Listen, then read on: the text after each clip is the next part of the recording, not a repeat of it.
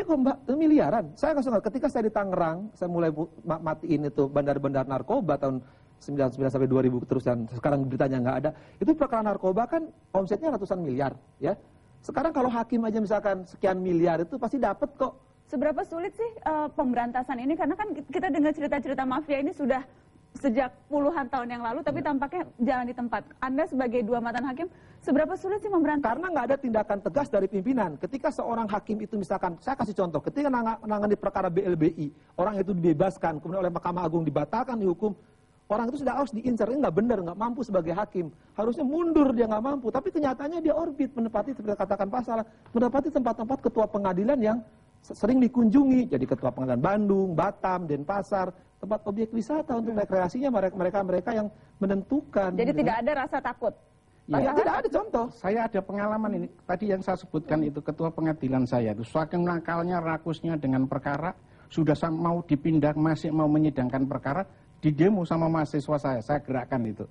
Nah, Pak Sahlan yang gerakan demo? Iya, karena itulah saya mau dimutasi dari Jogja itu. Saya mau dipinggirkan itu.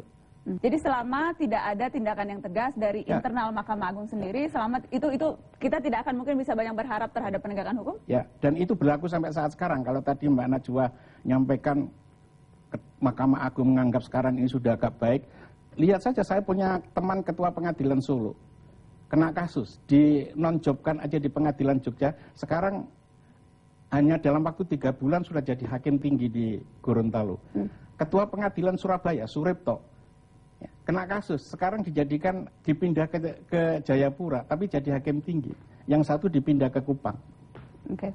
Pak Sahlan, apa sih konsekuensi menjadi hakim yang melawan arus di tengah kolega Anda mungkin yang semuanya atau banyak yang menerima suap, kemudian mau untuk mengatur perkara, tapi Anda tidak melakukan itu, konsekuensinya apa bagi Anda? Saya merasa tersingkirkan dengan teman-teman sendiri. Dan saya juga kayaknya saya ini dicurigai sama teman-teman saya sendiri. Dicurigai karena wah nanti jangan-jangan? Ya iya. Jadi kalau dia mestinya misalnya dia sedang omong-omong bergerombol, saya masuk, mungkin dia sudah nggak enak lagi suasananya. Pak Asep, Anda mengalami hal yang sama? Sama. Jadi intinya cuma saya tidak enak sama teman, jadi tidak nyaman. Karena ketika kita kumpul sama katakan di Pak Salang, kita kumpul akan dibilangnya sok suci, sok belagu lu, katanya sok malaikat lu. Sehingga kadang-kadang ketika mereka ngumpul, saya katakan Pak Salang, kita masuk, hati-hati, ada Intel ICW katanya. Gitu. Pak Asep ini Intel ICW? Ya, sampai sekarang saya disebut adalah Intel ICW. Intel ICW. Tapi Pak Asep, ada kemudian kan yang mengaitkan ini dengan penghasilan hakim. Katanya ya jelas saja karena penghasilan hakim cuma 4 juta atau cuma berapa. Sebetulnya cukup tidak sih hidup dengan itu Pak? Saya katakan, memang kalau dibilang cukup nggak cukup, berapapun pasti nggak cukup. Kalau wataknya maling, ya maling sejak awal. Kalau sejak awal dipilihan, ketika dia pilih jadi hakim, gaji berapapun harus terima. Kalau memang dia mau kaya, jangan jadi pedagang. Terima kasih banyak Pak Asep dan juga Pak Sahlan sudah hadir dan juga berbicara apa adanya di Mata Najwa. Selamat malam. Semalam. Ya, pemirsa, setelah ini Mata Najwa akan berbincang dengan seorang maklar kasus yang bersedia bicara tentang aksi kecurangan yang biasa ia lakukan. Tetaplah bersama kami hanya di Mata Najwa. Dibunuh? Oleh?